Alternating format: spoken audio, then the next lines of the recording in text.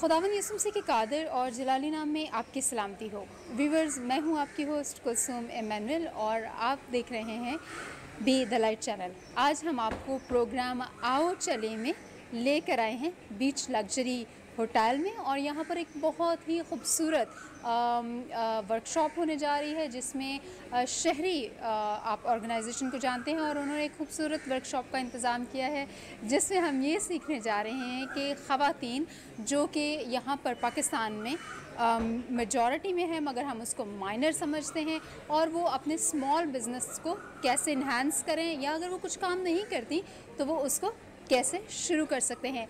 आइए देखते हैं प्रोग्राम आओ चलें, और उम्मीद है आज के इस प्रोग्राम से आप बहुत सारी मुफीद मालूमात हासिल करने वाले हो सकेंगे। So let's be a business woman. God bless you all.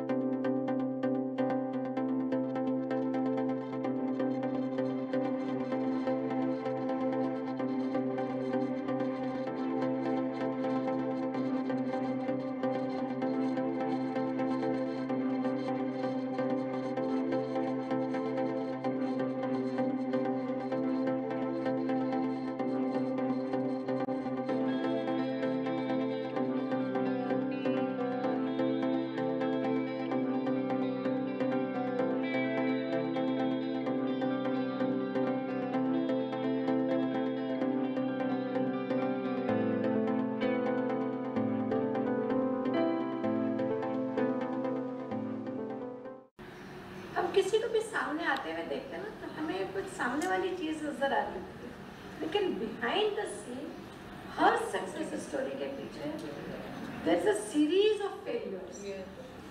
और मुझे लगता है कि हर फेलियर जो है ना that is a step ahead to success. आप जितनी ठोकरें खाते हैं आप उतने आराम से आगे बढ़ते हैं। ठोकरें नहीं खाएंगे, उठेंगे नहीं, बैठेंगे नहीं, अपनी कुर्सी के ऊपर बैठे रहेंगे तो आगे कहाँ बढ़ना है। बढ़ने की कोशिश करेंगे तो गिरेंगे। और जब मैं अपनी बात करती हूँ ना तो मुझे कभी कभी अपनी क्या बहुत से एंटरप्रेन्योरशिप की जब बात करती हूँ तो मुझे ऐसा लगता है कि एंटरप्रेन्योरशिप जो है ना वो एक कीड़ा है। लिटरली मुझे ऐसा फील होता है कि ये एक दिमाग का खलल है, एक कीड़ा है कि बस कुछ करना है। वो बचपन में एक हमारे बचपन में, आपके बचपन में, आप में से बहुत के बचपन में एक ऐनक वाला जिन आता था जिस पे एक जरबुड्डा होता था। वो कहता था मुझे काम बताओ मैं क्या करूँ, किसको खाऊं। तो एंटरप्रेन्योरशिप पे जो है कुछ इसी तरह की कैफियत है कि कुछ करना है, क्या करूँ ये समझ में नहीं आता। और यही चीज़ ये इंसान के अंदर ना, हर इंसान अल्लाह ताला ने एक मखसूस तरीके का बनाया होता है। कुछ लोग होते हैं जो बहुत मोनोटोनस लाइफ गुजारते हैं, वो एक तरह से चलते हैं, वो उससे आगे पीछे नहीं सोच सकते। मतलब आप उनके ये पेपर भी इधर से उधर करते हैं ना तो उनका माइंड काम करना बंद कर देता है। लेकिन कुछ लोग होते हैं जो हर वक्त कुछ नया सोच रहे होते हैं। तो खराबी किसी में भी नहीं है, वो एक अलग स्पेशी है, हम लोग एक अलग स्पेशी है। मैं तो मुझे समटाइम्स ऐसा फील होता है। और जो मेरी स्टोरी है ना वो 15 साल की उम्र में शुरू हुई थी। बाय द वे मैं आई हैव क्रॉस 60, ठीक है। तो ये 45 साल से तकरीबन ये स्टोरी चल रही है।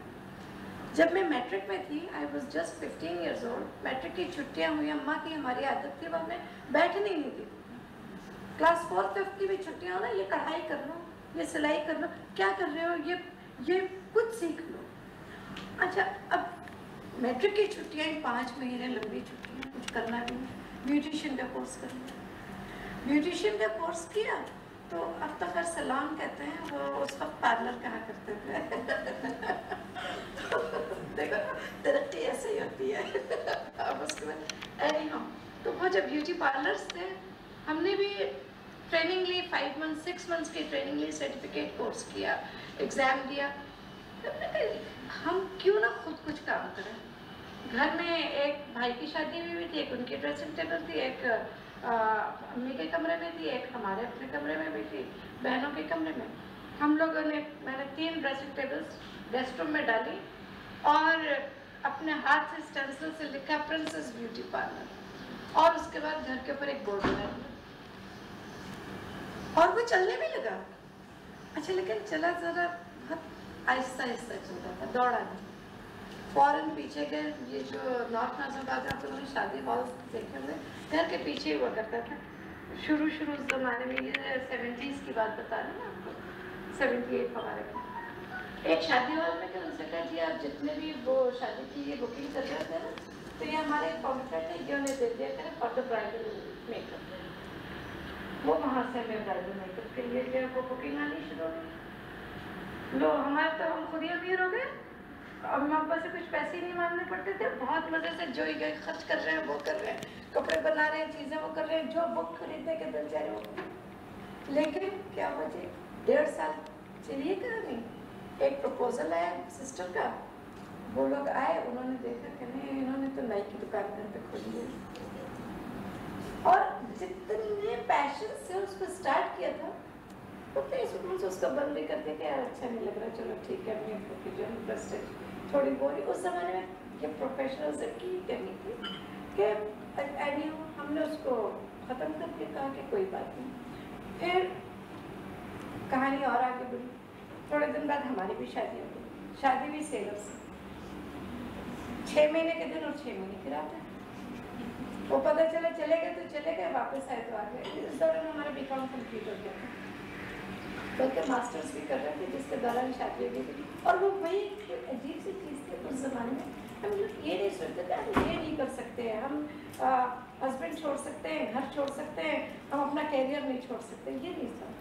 भाई हस्बैंड ने कहा कि भाई मैं नहीं चाहता कि मेरी मदर अब किचन में जाए, तो तुम्हारा फाइनल सेमेस्टर रह गया, छोड़ो कोई बात नहीं,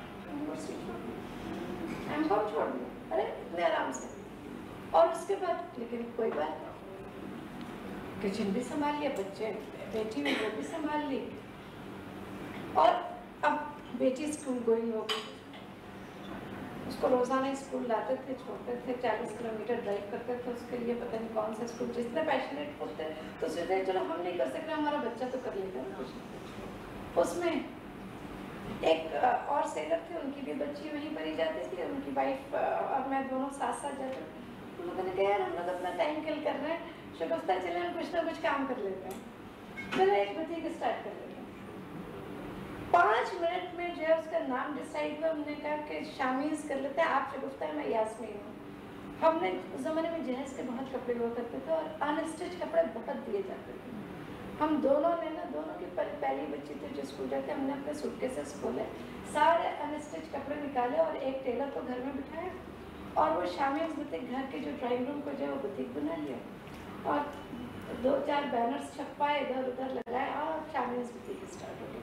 पता चला इतना अच्छा चलने लगा कि दुबई में भी जाकर के एग्जीबिशन कर लिए, YMCA ग्राउंड में जाकर के एग्जीबिशन कर रहे। ये कब की बात है? ये 80s की बात है। ये हमारे तो हर बिजनेस में 70s, 80s, 90s यूज चला। अच्छा, अब है, लेकिन अब काम भी ऐसा था, बुटीक का काम ऐसा था कि आप खुद बहुत सारे लोग कर रहे हैं कि आपको परचेजिंग भी करनी है, फिर वो प्रोडक्ट बनाना भी है, फिर उसके बाद कस्टमर से भी डील करना है। तो मुझे शगुफ्ता बेगम जो है वो कहने लगी कि भाई मैं तो अमेरिका जा रही हूँ, माइग्रेट कर रही हूँ, वहाँ लाइफ बड़ी अच्छी है।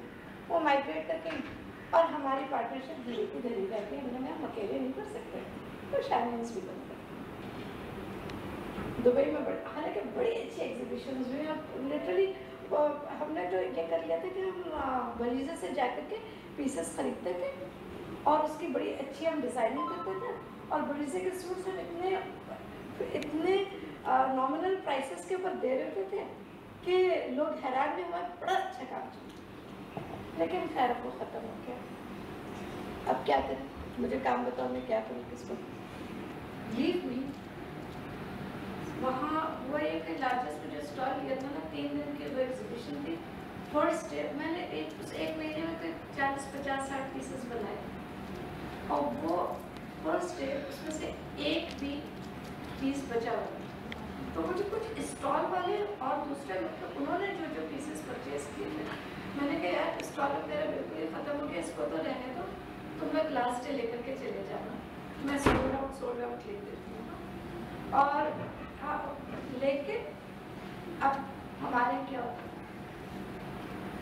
जितने और ड्राई फ्लावर्स अरेंजमेंट के लोग एक दो स्टॉल्स और भी थे, उन्होंने खूब तस्वीरें खींची, ये किया वो किया, और मैंने बस एक वो ये रखा था कि जो मेरे जो कस्टमर्स होंगे, अब आप एग्जीबिशन करते हैं तो आपका और कस्टमर का ताल्लुक हो। आज के दौर में तो सोशल मीडिया के साथ थोड़ा सॉरी मेरा टाइम ज़्यादा नहीं है, तो मैं थोड़ा जल्दी कर चाहती हूँ। अब तो फिर भी थोड़ा कांटेक्ट रहता है, लेकिन उस वक्त नहीं होता था। तो मैंने बस ये कर लिया था हर महीने की जो फर्स्ट एग्जीबिशन होगी उस पर मैं मेरा स्टॉल दूँगा, ताकि किसी कस्टमर को उस बीच में कोई प्रॉब्लम आ गई तो वो आके मेरे साथ उसको ठीक भी करवा सकता है, छोटी छोटी सी चीज़ें। तो मैंने कस्टमर रिलेशन पहले माइंड में सोचा होता है। अब जब नेक्स्ट मंथ की वो फर्स्ट एग्जीबिशन, तो मेरे जैसे 25 मतलब कम से कम 4 स्टॉल्स और जो भाई उन्होंने कलर किए हुए थे, कलर बच्चे को वो, अब जब आर्ट तो आपके दिमाग में होता है यू नो, तो अब जो आर्टिस्ट अपने माइंड से करता है, अगर आप अपने माइंड के अलावा दूसरे को कॉपी करते हैं तो वो कभी भी वो चीज़ नहीं होती जो आप एक्चुअली।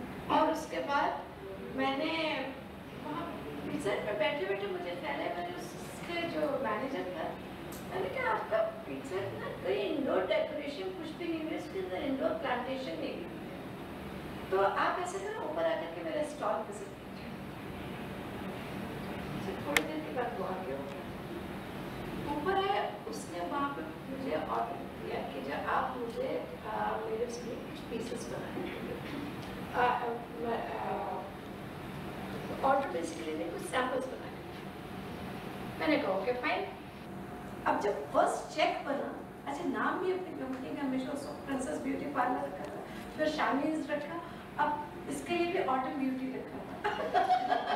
तो कार्ड वार्ड हमेशा छप जाता था सबसे पहले। तो अच्छा उस वक्त नहीं पता था कि हम क्या क्या कर सकते हैं, क्या कर रहे हैं, और हमें किस मतलब एक्चुअली क्या था। अब उसके बाद क्या हुआ, अब पिज्जा हट ने बोले लिए 35,000 का, उस वक्त ये 90s की बात है, 35,000 रुपये का चेक बना ऑटम ब्यूटी का। ऑटम ब्यूटी का कोई अकाउंटिंग नहीं। पहले तो वो वहाँ से कौन है कि मैम अपना एनटीएन नंबर बता दें। मैंने कहा एनटीएन क्या होता है, हम तो मजदूर आदमी काम करना आता है, हम ये सब थोड़ी जानते हैं। खैर फिर उसके बाद उन्होंने कहा कि अच्छा ठीक है वेट सोर्स आपका टैक्स काट लेंगे, लेकिन वो कोई बात नहीं है, लेकिन वो जो है चेक मिल गया। अब 35,000 का चेक लेकर के गई तो हस्बैंड का मेरे जो ज्वाइंट अकाउंट है तो बैंक मैनेजर से जाके कहा कि बेटा ये देखो ये चेक मिला है, अब इसको कहाँ जमा करूँ। बहुत हंसा गया, लेकिन अच्छा अकाउंट उस जमाने में अकाउंट खोलना नहीं था प्रॉब्लम। एंड यहाँ ऑटम ब्यूटी का अकाउंट उसके बाद खुला, चेक मिलने के बाद उसमें खोल दिया। फिर उसके बाद उन्होंने कहा कि अब देखो बंदा शुरू कहाँ से करते हैं, चीज़ प्रोसेस कैसे। अब वो तो ड्राई फ्लावर रेडीमेड बना रहे थे, और उसके बाद अब ये हुआ कि उन्होंने क्लिफ्टन के पिज्जा का वो दे दिया कि जिसको आप रेनोवेट करते हैं, वो रेनोवेट कर दिया। अब नेक्स्ट लेवल आगे बढ़ा, उन्होंने कहा जी लाहौर के पिज्जा का। मैंने कही तुम यार हम ये जान ही नहीं देगा। और ये आज का ज़माना ना, लड़कियां कहेंगी देखो इतने पैशनेट है हस्बैंड काम करने के लिए। उस ज़माने में कहा कि लाहौर वाला फोन मैं कहाँ मारी मारी फिरूंगी, अब लाहौर जो इस काम के लिए छोड़ दिए, सुकून से घर में बैठा, वो बेचारा ऑटो ब्यूटी। अच्छा उस वक्त मैंने इस चीज़ को रियलाइज़ किया, जिस काम में आप मतलब मैं अपनी पर्सनैलिटी से मैंने उस चीज़ को किया कि मुझे क्या प्रॉब्लम है।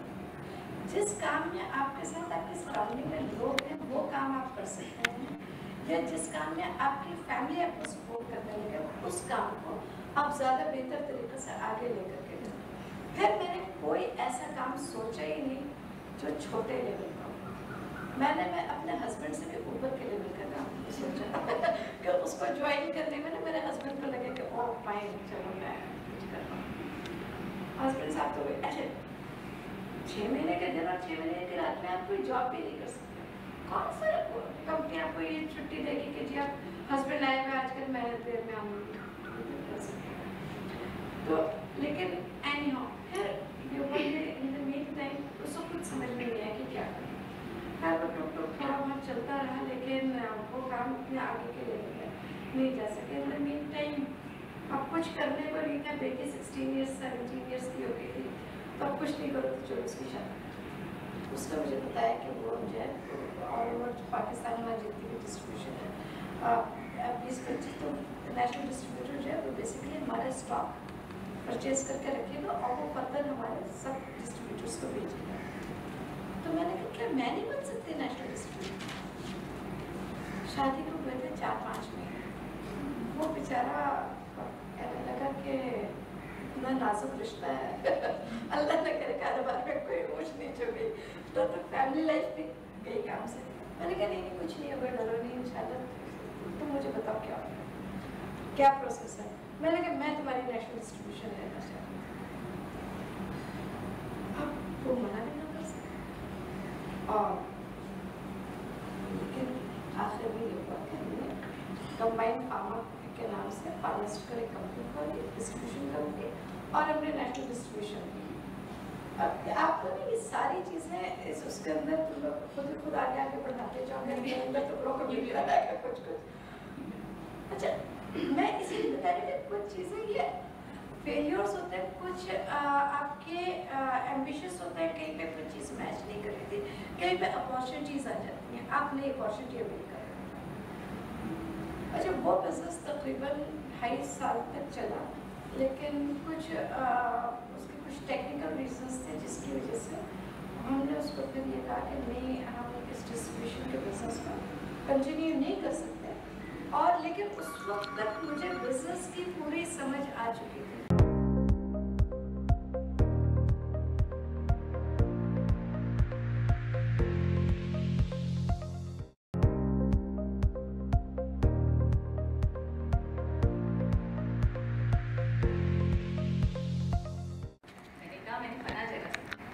प्लीज़ मुझे तुम अपना पेज शेयर करो, मुझे अपनी 1 साल की बेटी के लिए कपड़े बनवाने। मैंने उससे पेज शेयर किया और उसने लाइक 10 से 12 जोड़े अपनी बेटी के लिए बनवाए, पाकिस्तान में उसे डिलीवर करवाया। उसकी वालदा जो है वो अमेरिका लेकर गई है। तो आप ये देखें आपकी good customer services, because of her attitude. अगर वो ये बोलती हमारी पॉलिसी नहीं है, चेंज करना हमारी पॉलिसी नहीं है, आपने तो कस्टमाइज बनाया है, हम तो नहीं कर सकते, अगर उनका ये एटीट्यूड होता मैं कभी भी किसी को रेफर नहीं करती।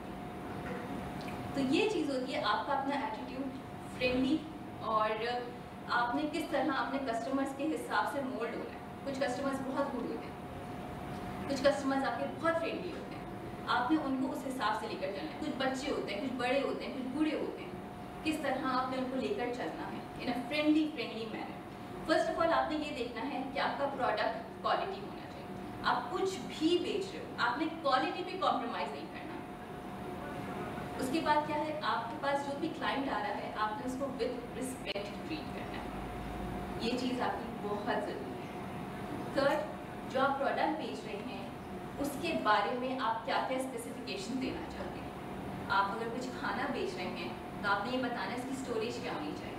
आप कैंडल बेच रहे हैं, आपने बताना है उसको किस टेम्परेचर पे, रूम टेम्परेचर पे रखना है, आपने इसको फ्रिज में रखना है, आपने इसको कहाँ रखना है, वो सब चीज़ें आपने बतानी है। आप कॉस्मेटिक प्रोडक्ट्स बेच रहे हैं, कॉस्मेटिक प्रोडक्ट्स की भी बहुत सारी स्टोरेज कंडीशंस होती हैं। आप कपड़ा बेच रहे हैं, आपको इनको ये बोलना है कि इसकी धुलाई आपने कैसे करनी है, ड्राई क्लीन होना है, मशीन में धुलना है या हाथ में धुलना है, हाथ से धुलना है, इसका रंग फेड हो सकता है, इस पर जो काम हुआ है वो ख़राब हो सकता है, उस पर लेस ऐसी लगी है जिस पर इस्त्री लगेगी तो वो लेस फट जाएगी। वो वाली चीज़ें आपने उनको ट्रुथफुली सच्चाई के साथ बताना है। अगर आपके पास कपड़े की बहुत सारी क्वालिटीज़ है, आपने उनको बताना है कि 400 रुपये का, इसकी क्वालिटी बहुत घटिया नुस्खी है, फर्स्ट वॉश के बाद ख़राब हो जाएगा। ये 1000 रुपये का है, इसकी क्वालिटी बेहतरीन है, ये 2 साल तक चल जाएगा। आपने उनको बताना है, आपने ये नहीं बताना कि 400 रुपये का कपड़ा बेहतरीन है आप उसको साल भर चला दीजिए, ऐसा नहीं होता। क्योंकि कुछ लोग ऐसे होते हैं जो 400 रुपये का कपड़ा भी ले लेते हैं, वो बोलते हैं घर में पहनना है, उसमें तो कोई मसला नहीं है। अच्छा, सेकंड, उसके बाद आपने क्या करना है, उनको सर्विस करना है। आपने उनको दे दिया, कपड़ा बेच दिया, उसके बाद अगर उनको कोई आपसे ज़रूरत पड़ी है, उसके बाद अगर उनको किसी चीज़ में मसला हुआ है, फर्स्ट दिन उन्होंने कोई कस्टम मेड प्रोडक्ट बनाया है या उन्होंने कोई ऐसी चीज़ दी है जो आपने आउटसोर्स करवाई है, तो उसके लिए अगर उनको ज़रूरत पड़ी, आपने उनको फ़ौरन से उनके लिए like you are there for them. ऐसा नहीं कि आपने अपनी चीज़ बेच दी तो आप गायब हो गई, ऐसा नहीं होना चाहिए, ठीक है। अच्छा, आप सबसे पहले मैं आपको ये चीज़ क्लियर करना चाहूँगी कि आप जो भी काम कर रही हैं, आप ये देखिए आप कौन सा मार्केट टारगेट कर रही हैं। आप मास मार्केट टारगेट कर रही हैं जिसमें कस्टमर्स आपके पास वो आएंगे जिनको वो चीज़ें खरीदनी है जिनको ज़रूरत है उस चीज़ की। और एक मार्केट ऐसी होती है जिसे हम कहते हैं मार्केट ऑफ वांट्स, वो चीज़ें आपसे खरीद रहे हैं जिनकी उनको ज़रूरत नहीं है लेकिन वो ख्वाहिश है। ठीक है, कैंडल्स की ज़रूरत नहीं होती लोगों को, लेकिन वो होता है यार घर में खुशबू आएगी, ठीक है ना।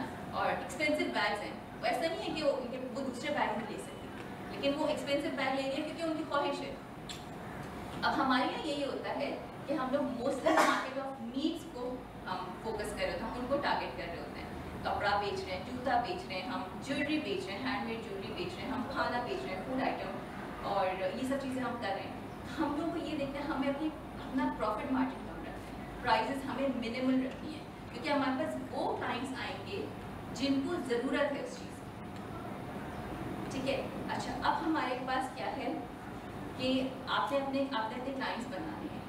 अब क्लाइंट्स बनाने के लिए आपने उनसे किस तरह से अपना रवैया रखना है, डूज एंड डोंट्स, क्या करना है क्या नहीं करना। मार्केट में कभी भी आपके पास क्लाइंट आएगा, आप उससे अच्छा बिहेव करेंगे, उससे अच्छे बात करेंगे, उससे आप अपना फ्रेंडली एटीट्यूड, देन उससे each and everything 1 A to Z आपने उससे अपने हर प्रोडक्ट के बारे में जिक्र किया, आपके पास जितना है आपने स्क्रीन के सामने रख दिया कि अब आप चूज़ कर लें इसके सामने क्या है। उसमें ये होता है कि आपका क्लाइंट बेहतरीन बन जाता है और वही क्लाइंट वर्ड ऑफ प्रमोशन करता है, आगे जाएगा बताएगा कि फला के साथ मेरा बहुत अच्छा एक्सपीरियंस रहा है, अब आप भी उनके पास जाएं। वो आएगा, वो तीसरे को वर्ड ऑफ प्रमोशन देगा, उससे आपका क्या होता है, क्लाइंट बेस बनता है। बिजनेस में सबसे ज़्यादा क्या ज़रूरी है, आपने अपना क्लाइंट बनाना है ना, आपने अपना कस्टमर बनाना है। इसके लिए ज़रूरी है कि आप उनसे अच्छा रवैया रखें, बेहतरीन चीज़ उन्हें दिखाएं। अगर तो आप कस्टम प्रोडक्ट कुछ बना रहे हैं तो आप उनको बताएं कि अगर मैं आपका 5 पीस बना रही हूँ तो 5 चीज़ एक जैसी नहीं होगी क्योंकि वो हैंडमेड है, इसमें 19-20 का फ़र्क होगा, उनको पहले क्लियर करें। लेकिन क्या चीज़ सेम होगी वो आप बता दें, प्राइस सेम होगी, मेजरमेंट सही होगी, ये चीज़ें सही होंगी। लेकिन आप हाथ का काम करें तो एक तो बारीकियाँ होती हैं, वो एक चीज़ सेम नहीं हो सकती, हैंड पेंटेड एक चीज़ सेम नहीं हो सकती। मैं अपने खुद से का जब मैं अपना लॉट भिजवाती हूँ वैसे में, तो मैं जब पेंट करवाती हूँ मेरे पास अगर 100 पीस हैं अलग अलग इसके, जैसे 5-5 पीस पर मैंने एक डिज़ाइन के 5-5 पीस बनाए, तो 5 पीस सेम नहीं होते, कलर सेम होगा, कलर कंट्रास्ट सेम होगा, कॉम्बिनेशन सेम होगा, बट जो पेंटिंग हुई होगी उसकी साइज सेम नहीं होंगे, उसके मोटिव सेम नहीं होंगे और डिफरेंट होंगे। वो आप ये क्लियर करें, हैंडमेड प्रोडक्ट्स कभी भी सेम नहीं हो सकती। अच्छा, ये क्लाइंट्स आपने बना दिए, वो उन्होंने वर्ड ऑफ प्रमोशन कर दिया। अगर आपने उनके साथ कोई भी आपका कोई नेगेटिव बिहेवियर या कोई भी चीज़ उनको नहीं समझ आए, आपको अंदाज़ा नहीं है कि नेगेटिव वर्ड ऑफ माउथ आपके बिजनेस को किस तरह मुतासिर करता है, इतना मुतासिर करता है कि आप उसको ट्रेस भी नहीं कर पाएंगे कि कहाँ मैंने गलती की। पॉजिटिव वर्ड ऑफ माउथ आपको सिर्फ 2 या 3 कमेंट्स देता है, नेगेटिव वर्ड ऑफ माउथ आपको 10 से 12 कमेंट्स जनरेट कर देगा। और आपको अंदाज़ा हो जाना चाहिए कि आपका बिजनेस शुरू होने से पहले सिर्फ उस नेगेटिव वर्ड ऑफ माउथ की वजह से कितना मुतासिर हो चुका है।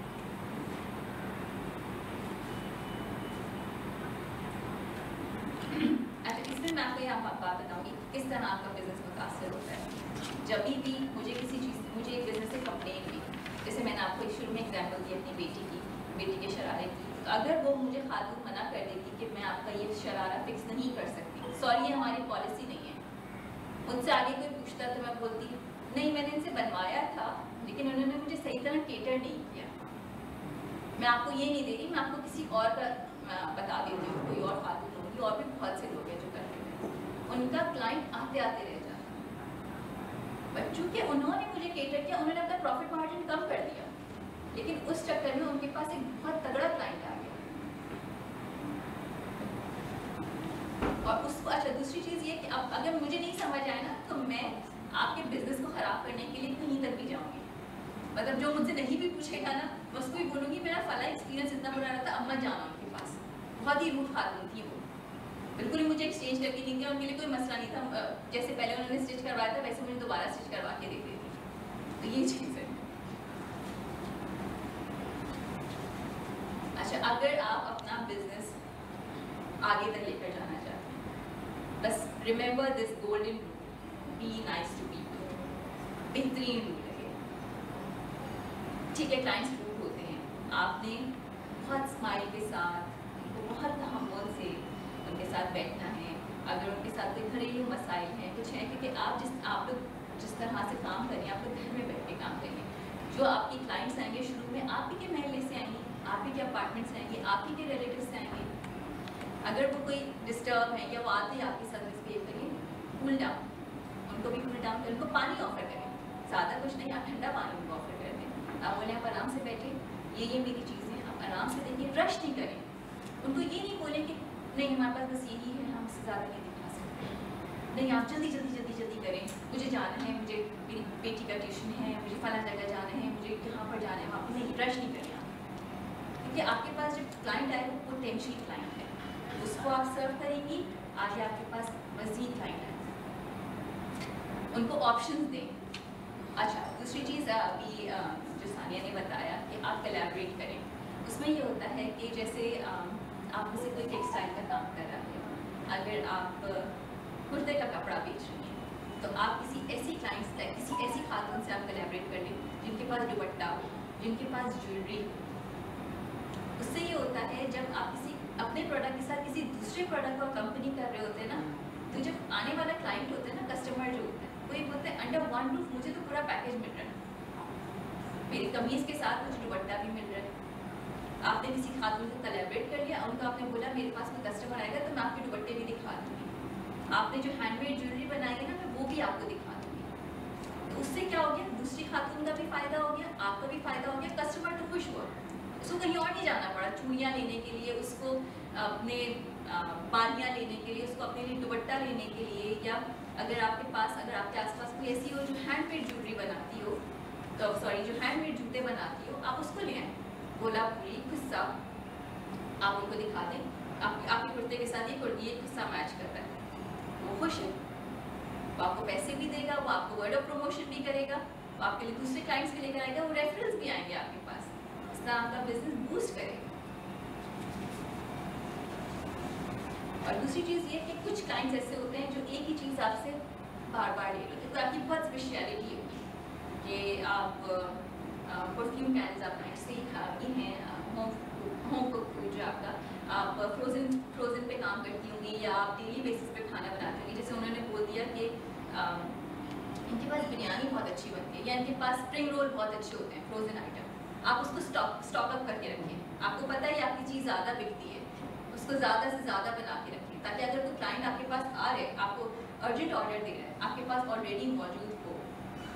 अगर नहीं, ऐसा नहीं है कि नहीं होगा तो आप अपने क्लाइंट को दोगे, लेकिन एटलीस्ट आपके पास ऐसा हो कि हाँ ठीक है, मैं आपको 2 घंटे में दे सकती हूँ, मैं आपको कल सुबह दे दूँगी। और अच्छा ये है, उसके अलावा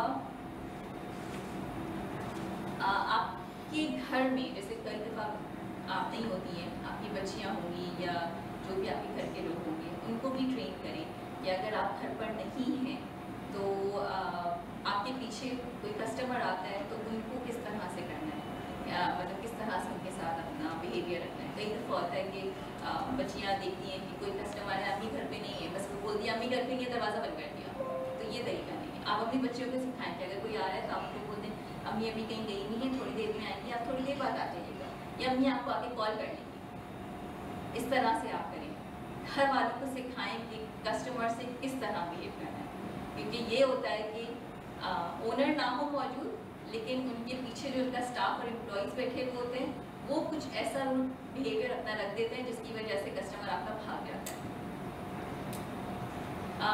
स्टैटिक्स में एक दफ़ा जब सर्वे किया गया तो पता चला कि 80% ऑफ योर बिजनेस आपको 20% ऑफ कस्टमर से सर्व हो जाता है। किस वजह से? क्योंकि आप उनसे अच्छा बिहेवियर रखते हैं और वही कस्टमर्स विद रेफरल्स रेफर करते हैं दूसरों को, तो वो आके आपसे लेते हैं। 20% आपके कस्टमर्स आपका 80% बिजनेस बूस्ट करते हैं just because of your good behaviour, friendly behaviour, rude नहीं होना। सबसे ज़्यादा जो होता है ना नोटेड डाउन वाली चीज़, रूड नहीं होना, रश नहीं करना, पुश नहीं करना अपने क्लाइंट्स को। अच्छा, यहाँ पर दो खातून हैं, 2 या 3 खातून हैं जो ब्यूटिशियन हैं।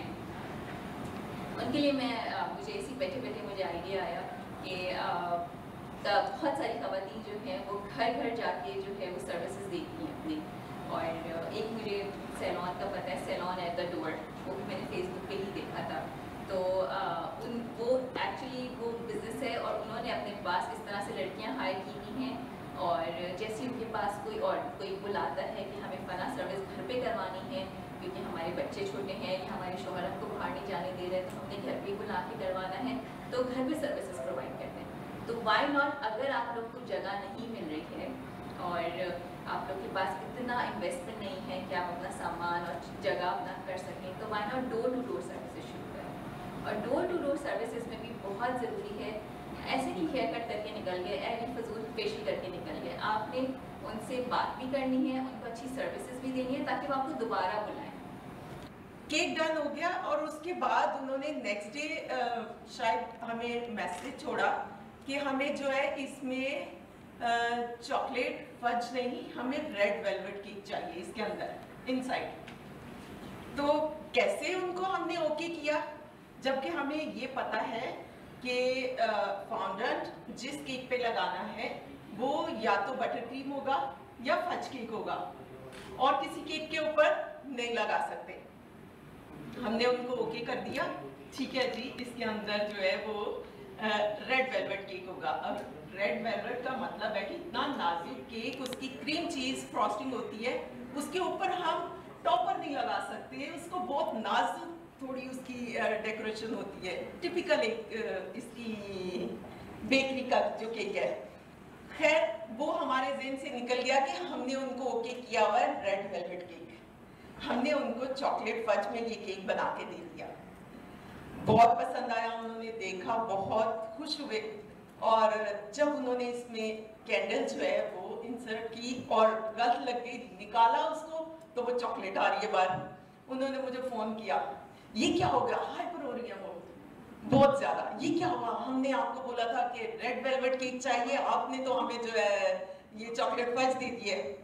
मैंने उनको बस आराम से बात सुनी, मैंने बोला आप ऐसा करें कि मैं अपने राइडर को भेजती हूँ, आपके पैसे वापस और आप मुझे केक भिजवा दें।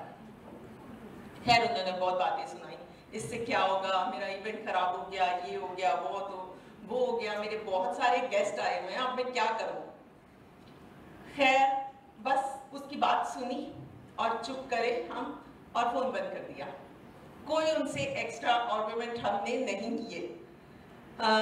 उनके मेहमान जो पहुंचे हुए थे उनकी इवेंट में, एक कोई बुजुर्ग लेडी थी, उन्होंने बोला बेटा आप केक काटो, देखते हैं, टेस्ट करवाओ कैसा है। जब उन्होंने केक काटा और उन्होंने टेस्ट किया, उन्होंने बोला आप ये खाओ, आप रेड वेलवेट केक भूल जाओगी, इतना टेस्टी केक है और देखने में भी इतना खूबसूरत है। सब मेहमानों ने खाया, सबने बहुत तारीफ की। उसके बाद नेक्स्ट डे वो अपने काम में बिजी, उनको थोड़ी शर्मिंदगी हुई, वो मुझे कॉल करते हुए घबरा रही थी कि मैं कैसे कॉल करके थैंक यू बोलूं कि केक इतना टेस्टी था। मैंने खुद उनको शाम में रात को 8:30 बजे कॉल किया, मैंने उनको पूछा, मैंने कहा सॉरी हमसे गलती होगी, हमने आपको जो है रेड वेलवेट केक देना था, हमने चॉकलेट फज भिजवा दिया, तो अगर आप चाहती हैं तो मैं पैसे आपको भिजवा देती हूँ। उन्होंने बोला मैं सॉरी करती हूँ, मैं माजरत करती हूँ कि जो केक मैंने जैसा आपको दिया, एक पिक्चर नेट से उठा के, आपने सेम मुझे वैसा बना के दिया, लेकिन मैं आपको फ़ोन करते हुए घबरा रही थी कि मेरे सारे मेहमान बहुत खुश थे कि केक बहुत टेस्टी है, सबने खाया, बहुत पसंद किया और अब मैं आपकी पक्की क्लाइंट हूँ, नेक्स्ट ऑर्डर जल्दी मैं आपको देने वाली हूँ। तो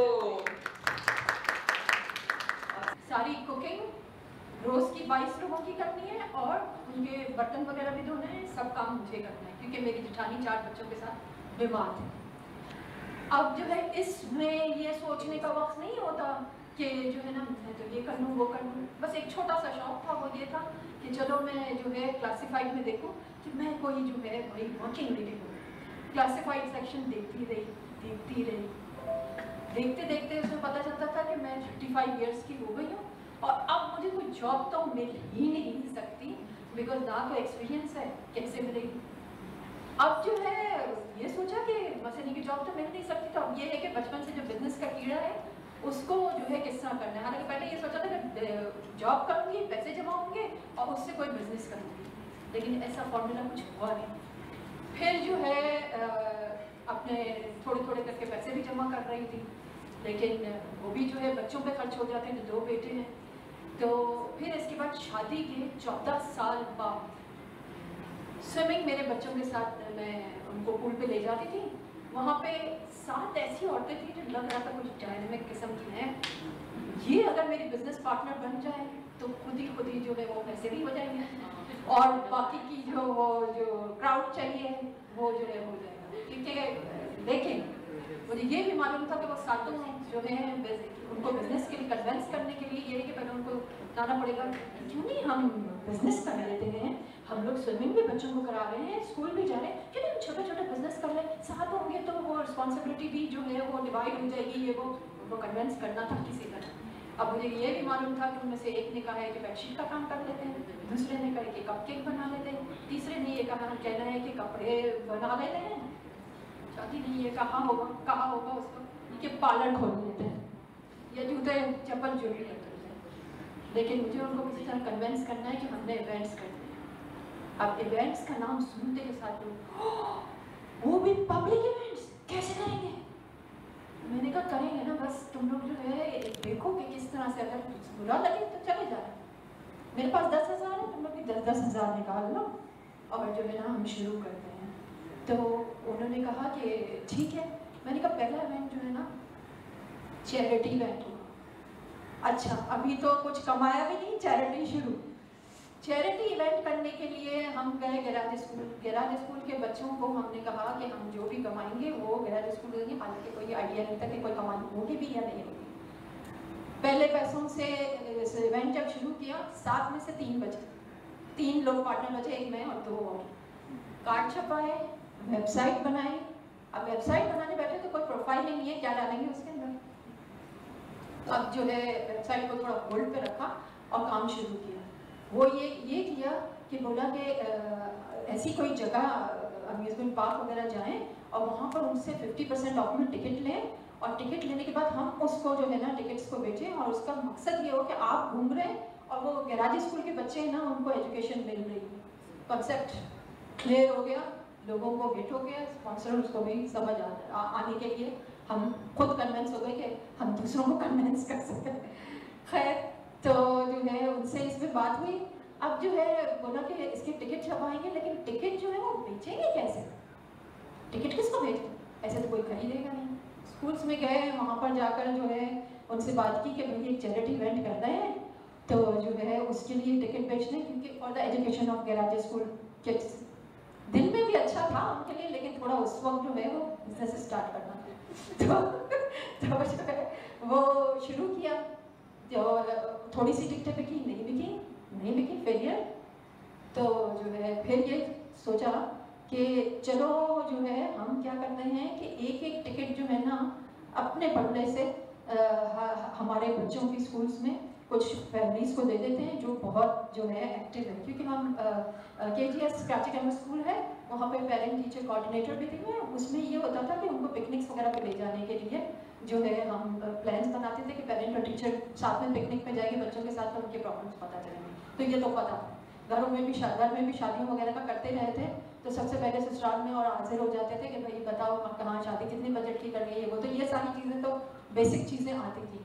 बचपन में भी उल्टे सीधे काम बहुत किए थे कि लाइब्रेरी घर में खोलनी, कोई नहीं आ रहा तो फ्लायर्स बना के सबको दे दिए, और जो है ना गार्डन में बुक्स लेके बैठ गए और खुद ही जो है अपने ही लोगों को बार भेज रहे हैं, तो लोगों ने आकर पढ़ना शुरू कर देते। एक बार जिकी टॉयज से टॉयज लेकर उस पर थोड़ा सा प्रॉफिट रख के वो भी बेचा था, लेकिन ये सब इनफॉर्मल था। आपकी बात फॉर्मल का इरादा था।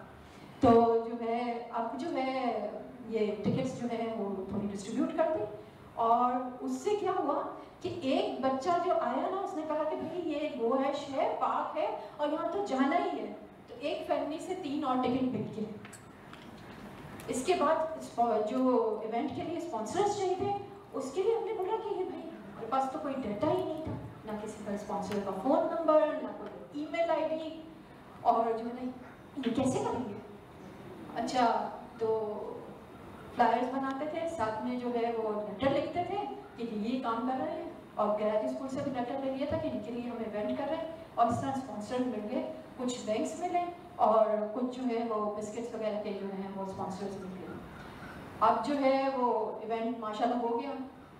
उस वक्त जो है कंप्यूटर चलाने नहीं आता था, क्योंकि हम आपकी एज के नहीं हैं, स्मार्टफोन भी नहीं आया हुआ था, अब कंप्यूटर नहीं चलाने आता था।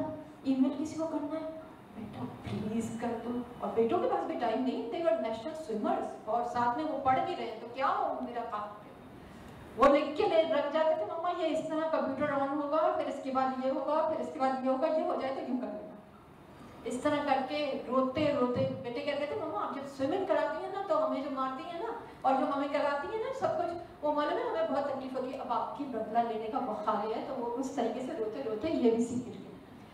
फिर जो है अब ये गोएश का इवेंट हो गया, फिर ये उससे ये पता चला कि जो है इसको मोर सक्सेसफुल बनाने के लिए हमें वेन्यू फ्री होना चाहिए, क्योंकि हम 4-5 ऐसे इवेंट करें जिसके अंदर लोग आए और वो जो है इवेंट फ्री हो, और इवेंट इतने अट्रैक्टिव हो कि लोग आए। क्योंकि देखिए यहाँ पे बहुत सारे प्रोग्राम्स ऐसे होते हैं कि जैसे मेला कर लिया, 4 जंपिंग कासल लगा लिए और थोड़े स्टॉल लगा लिए, खाना पीना किया, लोग चले गए। नहीं, हमारे दिमाग में ये चल रहा था कि हम थीम्ड इवेंट्स करेंगे, लाइक के वाटर फेस्टिवल, कैंडी फेस्टिवल, फिर वुमेन एक्सपो, इसमें ज़रा भी थी, और जो है इस तरह के इवेंट्स करेंगे जिसमें पूरी थीम बेस्ड ही सारी एक्टिविटी हुई थी। तो काइट फेस्टिवल, इस तरह से बहुत सारी चीज़ें जो है दिमाग में चल रही थी। तो पहला इवेंट लेकर जो है हम गए फिर जिम खाना कि भाई जो है ना हम आपका कोई इवेंट करना चाहते हैं। तो उन्होंने कहा आपने कैसे सोच लिया कि हम आपको आउटसाइडर्स को इवेंट करने के लिए देंगे। तो फिर काफ़ी कन्विंस करने के बाद जब 7 लोगों को वहाँ पर स्विमिंग पूल में बना चुके थे तो कॉन्फिडेंस आ गया था कि लोगों को पढ़ा सकते हैं। तो जो है फिर हमने जो है उनसे कहा, उन्होंने कहा कि ठीक है, अच्छा हमारा गाला है लेकिन आपको फ्री करना होगा। तो हमने कहा ठीक है चले हम फ्री कर लेंगे। मैंने कहा प्रोफाइल वेबसाइट के लिए चाहिए था, तो गोएश के साथ एक जिमखाना का तो फिर बहुत अच्छा हो जाएगा। तो जो है वो शुरू किया। तो जो है हमने कहा कि देखें ये आप हमेशा गाना करते हैं, आप प्रेसिडेंट इस साल इलेक्ट हुए हैं, आपको हम वाटर फेस्टिवल कर देते हैं, आप हमें स्विमिंग पूल वाला एरिया दे देना और फिर हम वहाँ पे स्टॉल बेच के पैसे भी कवर कर लेंगे और अपने पैसे भी निकाल लेंगे। उन्होंने कहा अच्छा ठीक है। हमने जो उसकी प्रेजेंटेशन बनाई और जब वो दिखाई तो वो प्रेसिडेंट को इतनी अच्छी लगी। उनके ही दोस्त थे जो आखान हॉस्पिटल की मार्केटिंग टीम, उनको इतना पसंद आया because it was a very healthy event, क्योंकि उसमें सारी वाटर रिलेटेड एक्टिविटीज थी जो पाकिस्तान में पहले कभी नहीं हुई थी। वेट डांस फ्लोर, घर में 14 साल वो जो घर स्प्रिंग क्लीनिंग करते थे, धोते होते थे ना ससुराल में, तो वो सर्फ लगा के स्लिप करते थे, वो स्लिप एंड स्लाइड था।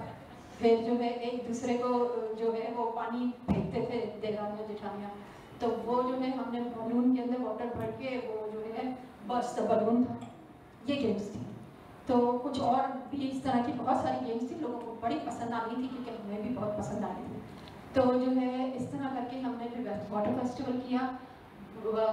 खान हॉस्पिटल ने हमारे साथ कोलैबोरेशन किया और फिर हम जो है बहुत माशाल्लाह से अच्छा चलने लग गया। क्रिटिसाइज करने की आदत एक बीमारी की तरह है कि ये चीज़ यूँ सही है, ये चीज़ यूँ सही है।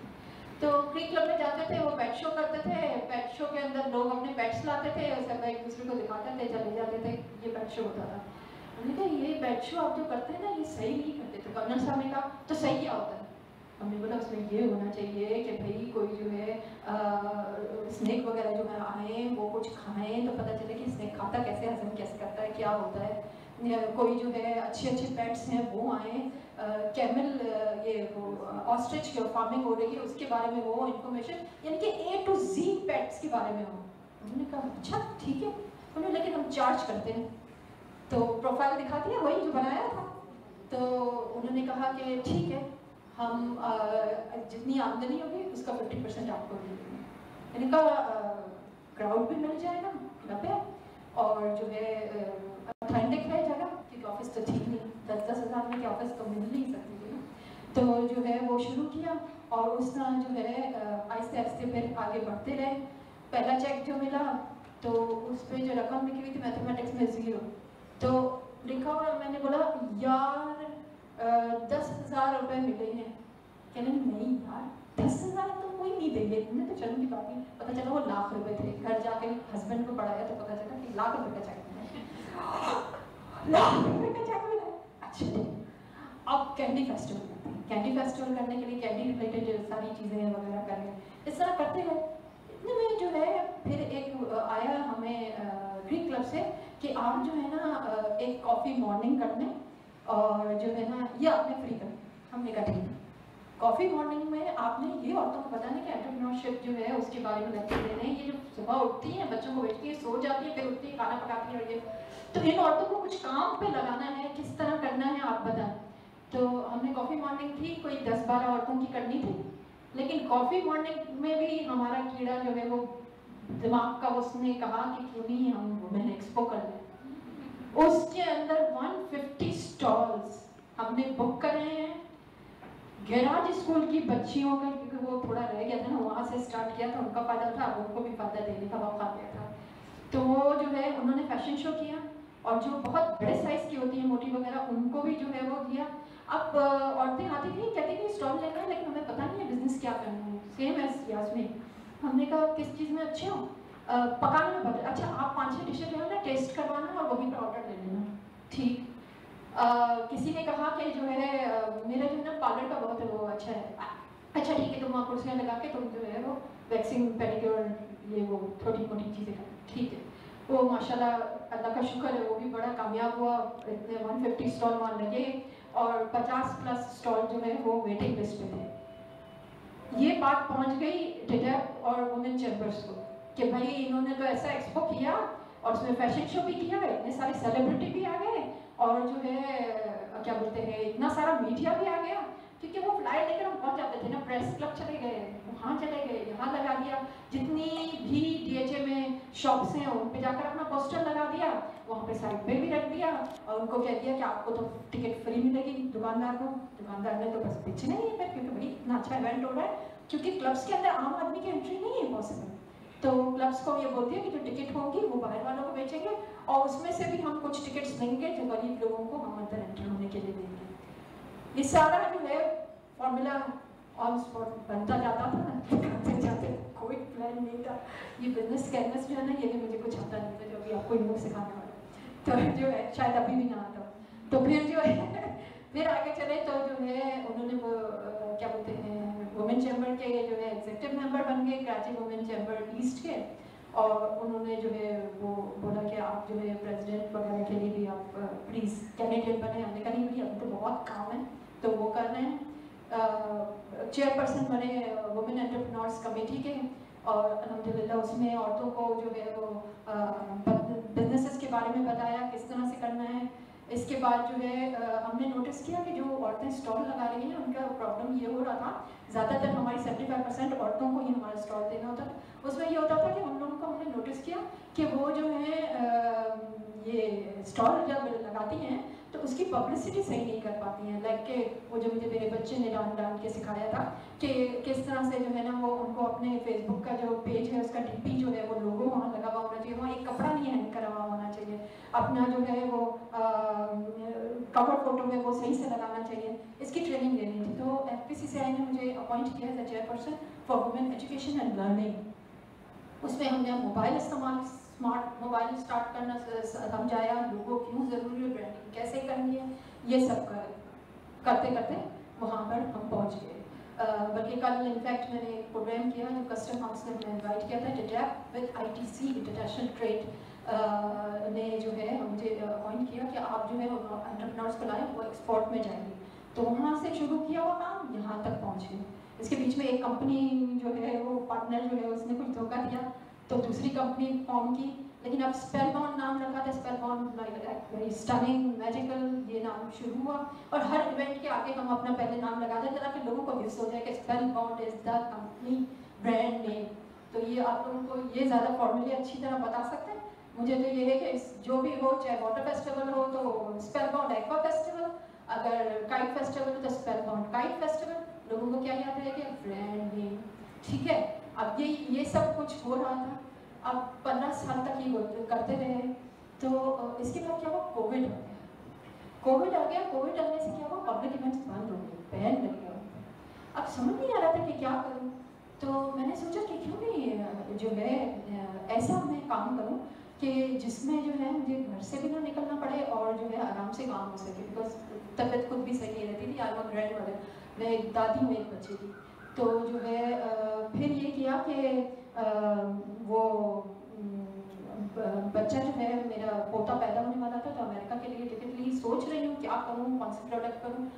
इतने में जो है मुझे कुछ वेंडर्स ने अप्रोच किया और उन्होंने बोला कि शालीन पब्लिक इवेंट्स बंद हो गए लेकिन घर के अंदर इवेंट्स अभी भी हो रहे हैं, वाई डोंट यू रिप्रेजेंट आस, आपको कमीशन मिलेगी, आप जो भी चीज़ जैसे दिखवाएंगे। क्योंकि मेरे पास एक डाटा आ चुका था जो पहले नहीं थे, ईमेल एड्रेस वगैरह लोगों के, क्लाइंट्स के, स्पॉन्सर्स के, ये सब नहीं था पहले। तो वो जो है मेरे पास आ चुका था और वो एक बहुत अहम चीज़ होती है, ये फ़ोन नंबर्स वगैरह खोने की चीज़ नहीं होती।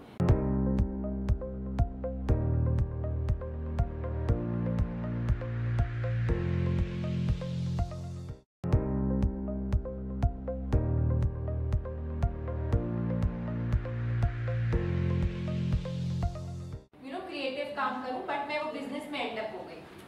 लेकिन मैंने ये चीज़ अपनी ख़त्म नहीं की, वो मैंने चीज़ अपनी चीज़ों में अप्लाई की और किस तरीके से अप्लाई की वो हम आगे उसको वे फॉरवर्ड लेके देखते हैं। सोशल मीडिया होता क्या है? सोशल मीडिया एक ऐसी चीज़ है जो आपको चीज़ें बताता है और आप उस चीज़ों से अपनी इंफॉर्मेशन गैदर कर सकते हो और उसको स्टोर करना भी ज़रूरी है। वो हम आगे देखेंगे हम किस तरीके से सोशल मीडिया को जब सीखते हो उसको कैसे आप आगे स्टोर कर सकते हो। सोशल मीडिया में जो ये हैशटैग्स ट्रेंड होते हैं वो क्यों होते हैं? क्योंकि आपको वो चीज़ ट्विटर पे देखो, एक हैशटैग लोग जो भी एजेंसी होती है, मार्केटिंग एजेंसी है, जो भी कंपनी की एजेंसी होती है, वो एक हैशटैग अपना पर्टिकुलर क्यों बनाती है? ताकि आपकी आइडेंटिटी वही रहे। अगर आप बिल्कुल general normal generic hashtag use करोगे तो आपका जो पोस्ट है या जो आपकी ब्रांड की आइडेंटिटी है वो कम हो जाएगी, ख़त्म हो जाएगी। तो अगर आप कोई केक का बिजनेस करें या कोई कैंडल का बिजनेस करें तो आप वो एक हैशटैग हर जगह अपनी पोस्ट में हर जगह वो एक यूज़ करेंगी ताकि जब कोई उस हैशटैग पे क्लिक करेगा तो वो आपकी सारी चीज़ें उनके पास आ जाएंगी। सोशल मीडिया सिर्फ ऐसा नहीं कि आप अपना चीज़ें अपलोड करें या आप अपनी प्रोफाइलिंग करें या आप अपने फ्रेंड्स के साथ पिक्चर डालें या आप कहाँ जा रहे हैं वो एंटर करें। सोशल मीडिया से आप बहुत कुछ सीख भी सकते हैं, अपना स्किल्स भी बढ़ा सकते हैं। अगर आपको इंग्लिश नहीं आती, मुझे जर्मन नहीं आती, तो मैं सोशल मीडिया पे फ्री जाके सीख सकती हूँ। ज़रूरी नहीं कि मैं इस चीज़ में पैसे इन्वेस्ट करूँ क्योंकि आजकल 50% चीज़ें फ्री मिल रही है, 50% चीज़ें थ्रू पैकेजेस सब्सक्रिप्शन भी मिल रहे हैं। तो उससे आप अपना कुछ स्किल्स भी बढ़ा सकते हो जो आप अपने बिजनेस में फिर उसको यूज़ कर सकते हो। तो दो तरीके से आप हो सकता है। अगर लेट्स सपोज आप एक लैंग्वेज सीख रहे हो, आपने वो लैंग्वेज सीखी, फिर ऐसी कुछ वेबसाइट्स हैं सोशल मीडिया पे जो आप वहाँ जाके वही लैंग्वेज सीखी हुई पर आवर चार्ज करके दूसरे लोगों को सिखा सकते हो। तो एक तरीके से आपने अपनी अपस्किल किया और दूसरी तरीके से आपने लोगों से उससे अर्न करना शुरू कर दिया। सोशल मीडिया यूजेज कहाँ से हो सकता है? ऑनलाइन बहुत सारे कोर्सेज हैं। कोई केक का कोर्स है, ज़रूरी नहीं सिर्फ केक हो या बिजनेस रिलेटेड हो, कोई सर्विस भी। ज़्यादातर हमारे यहाँ एक कॉन्सेप्ट है कि अगर बिजनेस करना है तो वो सिर्फ प्रोडक्ट बेस्ड बिजनेस होगा, मतलब सर्विस बेस्ड नहीं कर सकते। अगर आप में वो ट्यूशन मतलब आप में वो सलाहियत है कि आप ट्यूशन दे सको तो आप सोचो कि नहीं यार वो नहीं चल सके कि ट्यूशन कौन देगा। बट ऐसे प्रोफेसर्स हैं, ऐसे लोग हैं जिन्होंने ट्यूशन से अपना एक पूरा अकेडमी खोली है। मैं जब MBA कर रही थी तो मुझ में था कि मैं खुद से कुछ अर्न करूं और मैं अपना जो स्पेंडिंग है, एक्स्ट्रा स्पेंडिंग है खुद से करूं। तो सिंस देन मैं घर पे मुझे 2500 से मैंने ट्यूशन स्टार्ट किया था। एक बच्ची थी, फिर अब आए 2-3 हुए। मैं सुबह जाती थी कॉलेज में, आती थी 5 बजे एंड देन 7 बजे से 9 बजे तक मैं ट्यूशन देती थी। And that's for my own will. मुझे कहीं से कोई प्रेशर नहीं था, बट मुझे था कि मुझे खुद अपना सेविंग करनी है, मुझे खुद अपनी चीज़ें आगे बढ़ानी ताकि मैं अपना आगे फ्यूचर सिक्योर कर सकूँ। उससे जब मैं MBA में मैंने और मेरा जब प्रोसीड होने लगा तो मुझे लगा नहीं, मुझे अब जो मैं यहाँ यूटिलाइज करूँ मुझे स्कॉलरशिप लेनी है। तो मैंने उसके लिए डबल मेहनत की, मैंने कुछ ऐसे बेस की, उसके ऑनलाइन जाके मैंने कुछ ऐसे कोर्सेज किए जो मुझे हेल्प कर सकें कि मैं आगे अपने जो प्रोजेक्ट्स हैं उसको किस तरीके से बेहतर कर सकूँ, मेरी जीपीए कैसे हाई आ सके। तो उसमें एक वे है ऑनलाइन फ्री कोर्सेज करें कि बहुत सारे कोर्सेज अवेलेबल हैं जो आपका पर्सनल डेवलपमेंट पे भी होंगे और बिजनेस रिलेटेड भी होंगे। फ्री ट्रेनिंग्स अवेलेबल हैं, बहुत सारे ऐसे हमारे पाकिस्तानी इंस्टीट्यूट्स हैं जो वुमेन एंटरप्रेन्योर्स के लिए फ्री ट्रेनिंग्स देती हैं। तो ये ना सोचें कि यार 2 घंटे जाके अभी घर में इतना सारा काम है मैं कैसे करूं, नहीं, वो 2 घंटे निकालें, स्केड्यूल करें, और वो जो 2 घंटे का काम है आप पहले रात में 2 घंटा एक्स्ट्रा देके कर लें, लेकिन जो वो 2 घंटे आप सीखेंगे वो आपकी पूरी जिंदगी भर वो आपके साथ रहेगा। फ्रीलांसिंग क्या होता है? फ्रीलांसिंग मतलब सर्विसेज में, मैं अभी प्रोडक्ट की बात नहीं करी क्योंकि वी हैव एक्सपर्ट्स जिन्होंने प्रोडक्ट्स के बारे में बहुत सारी चीज़ें बता दी। सो मैं चाहती हूँ कि हम सर्विस पे करें, कि हम अगर मैं कोई अपना, मैं एक चीज़ में अच्छी हूँ, मैं ऑफिस में हूँ, तो मैं चाहती हूँ, मैंने अपना ब्लॉग भी स्टार्ट किया, daily cup of corporate life से। मुझे 5 साल हो गए कॉर्पोरेट इंडस्ट्री में। मुझे लगता है कि जो औरतें जॉब छोड़ के ज़्यादातर मूव और अपने बिजनेस में होती है वो इसलिए होती है क्योंकि उनको बहुत प्रेशर होता है कॉर्पोरेट जॉब्स में, वो ऊपर नहीं जा सकती, उनको प्रमोशंस नहीं मिलती, उनके साथ हैरेसमेंट्स के बहुत सारे इश्यूज होते हैं, उनके साथ मेल डोमिनेंस इतना होता है कि वो आपको बॉस आगे प्रमोशन नहीं देता है, आपको जो करना होता है वो आपको करने नहीं देता। उसकी वजह से आप अपना सोचते हो कि नहीं यार, इसने यहाँ इतना ह्यूमिलिएट होने से बेहतर है कि मैं अपना खुद का बिजनेस क्यों ना स्टार्ट करूँ, यू नो। तो वो चीज़ें, अब मैंने ब्लॉग स्टार्ट की, वो एक सर्विस है। अब लोग, जो लड़कियां जो फेस करी, वो मुझे इनबॉक्स करके मुझे बोलती हैं कि ये मुझे इसमें प्रॉब्लम हो रही है, आप मुझे किस तरीके से कर सकते हो। अभी मैं एज ए पैशन कर रही हूँ, बट आई एम श्योर, मुझे पता है कि फ्यूचर में इसमें मनी मेकिंग है in sense of a good way. I can be a work and a career council as well in the future as well. तो यहाँ से मैंने एक ही एलिमेंट अपना पिक कर लिया, वो फ्रीलांसिंग हो गया। फ्रीलांसिंग प्लेटफॉर्म्स ऐसे बहुत हैं। अगर आप डिजाइनिंग में बहुत अच्छे हैं तो फाइवर एक प्लेटफॉर्म है, अपवर्क एक प्लेटफॉर्म है, जहाँ इंटरनेशनल बाहर के जो लोग हैं आपको डॉलर में पे करते हैं। आप $5 से स्टार्ट करते हो और वो फिर $100 तक चीजें आगे पहुंच जाती हैं। दूसरा है ब्लॉगिंग। जैसे मैं आपको बताया कि मैंने ब्लॉगिंग स्टार्ट की, मैंने एज ए पैशन स्टार्ट किया। अगर आप ये चीज दिमाग में रखोगे कि मुझे पैसा सिर्फ कमाना है, तो वो पैशन हट जाएगा। पैशन पहले होना चाहिए। फेलियर्स बहुत सारे आएंगे, पहले एक ऑर्डर नहीं आएगा, एक सर्विस नहीं आएगी, बहुत सारी चीजें फ्री में करनी पड़ेंगी, करें। हम ये सोचते हैं, जैसे शाहिना ने कहा कि मैंने फ्री में किया, उन्होंने क्यों फ्री में किया? उनको पता था कि उनको लोगों को अपना बताना है कि how good she is in you know her business. उनको बताना है लोगों के वो कितनी अच्छी है अपने बिजनेस में। तो जब तक आप लोगों को अपने आप को फ्री सेल नहीं करोगे इन पॉजिटिव वे, तब तक लोगों को पता ही नहीं चलेगा कि उनका केक कैसा है। जब तक मैं टेस्ट नहीं करूंगी, मैं रिस्क नहीं लूंगी, क्योंकि मैं एक किसी बेकरी की लॉयल कस्टमर हूँ, यू नो। अगर आपको मुझे अपना कस्टमर बनाना है तो आपको मुझे फ्री टेस्टिंग करवानी पड़ेगी। वुमेन इन पाकिस्तान, कैसे अपना घर बैठे हम ऑनलाइन बिजनेस स्टार्ट कर सकते हैं। आप स्किल, अगर आपको कोई एक ऐसी हुनर सीखना है तो उसके लिए कौन कौन सी प्लेटफॉर्म्स, कौन कौन से वो है। कैनवा, कैनवा एक ऐसा है जिसने स्टार्ट किया था शुरू में फ्री, इसमें हर चीज़ फ्री होती थी। अब जब मैंने आपको कहा कि मुझे क्रिएटिव का कीड़ा है, तो मैं शीव्यूज की फाउंडर है, मैं ऑनलाइन ट्रेनिंग्स करवाती थी वुमेन को। कोविड की वजह से वो थोड़ी रुक गई, तो मैंने ऑनलाइन स्टार्ट कर लिया, मैंने रुका नहीं। अब उसके फ्लायर्स डिज़ाइन करना, मेरे पास इतने पैसे तो नहीं कि मैं फ्लायर डिज़ाइन करूँ, मेरे पास इतने पैसे तो नहीं कि मैं किसी और को हायर करूँ कि वो वीडियो बनाए या वो फोटोग्राफ्स ले। मैं ज़्यादातर कोशिश करती थी कि मैं सारी चीज़ें जो है वो स्पॉन्सर करूँ। मैं ज़ारा के साथ कोलैबोरेट करूँ कि ज़ारा आपके पास अच्छा फोटोग्राफी हो, मेरा ये प्लेटफॉर्म है, मैं लोग ला के दूँगी आपको, और सब पिक्चर्स अपने प्रोफाइल पे शेयर करेंगे, आप अपना लोगो लगाना, वो मुझे मसला नहीं है, आप मुझे अपनी फ्री सर्विस दो। तो जब ज़ारा ने मुझे अपनी फोटोग्राफी की वो सर्विस दी, तो वो लोगों के पास अपनी प्रोफाइल्स पे, ट्विटर पे, फेसबुक पे, इंस्टाग्राम पे वो पिक्चर शेयर हुई ज़ारा की विद ज़ारा का लोगो, तो ज़ारा की प्रमोशन हुई और मेरा भी प्रमोशन हुई और मुझे फ्री हुआ। लेकिन उसके फ्लायर्स कैसे डिज़ाइन करूँ, मतलब मुझे नहीं देना, मैं नहीं चाहती कि मैं किसी दूसरे को 2500 या 5000 रुपये दूँ सिर्फ एक इवेंट के, क्योंकि मैं अभी अर्न ही नहीं कर रही कुछ। तो कैनवा एक ऐसा प्लेटफॉर्म है जहां आप अपनी बिजनेस के सारी social media, flyers, invitations, business cards यहाँ डिज़ाइन कर सकते हो इजीली। अपने इवेंट की सर्टिफिकेट्स अगर आपको service they, free of cost था पहले। अब ये क्योंकि इतना बूम हो गया है तो अब इन्होंने सब्सक्रिप्शन स्टार्ट कर दिया, मगर मेजॉरिटी चीज़ फ्री है।